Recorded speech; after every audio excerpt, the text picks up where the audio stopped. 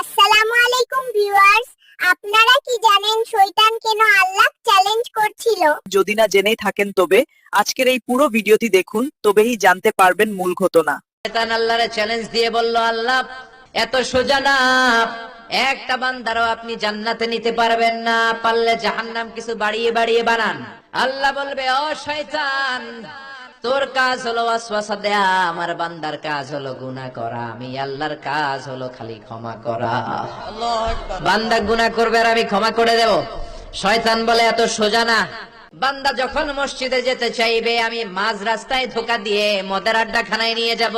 তাফসীর মাহফিলে যাওয়ার জন্য নিয়ত করে ঘর থেকে বের হবে, আমি ধোকা দিয়ে গানের কনসার্টে নিয়ে যাব। আপনার একটা বান্দারেও আপনি জান্নাতে ঢুকাতে পারবেন না। এর শিরায় শিরায় রক্তের ভেতরে ঢুকে ঢুকে দেব। কেমন করে আপনি আপনার বান্দারে জান্নাতে ঢুকান আমি দেখে নেব।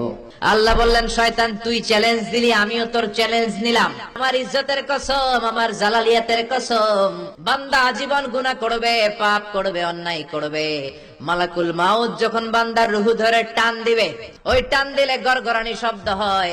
ওই গড়গড়ানি শব্দের আগ পর্যন্ত যদি বান্দা চোখের পানি ছেড়ে আমি আল্লাহর কাছে ক্ষমা চাই, আমি আমার বান্দার জীবনের সব গুনাহ মাফ করে দেব। সব গুনাহ মাফ করে দিয়ে আমি আমার বান্দাকে জান্নাতি বানিয়ে দেব। চিল্লায় পড়েন আল্লাহু আকবার। এজন্য আল্লাহ বললেন, ও গোলাম, তওবার মতো তওবা করো।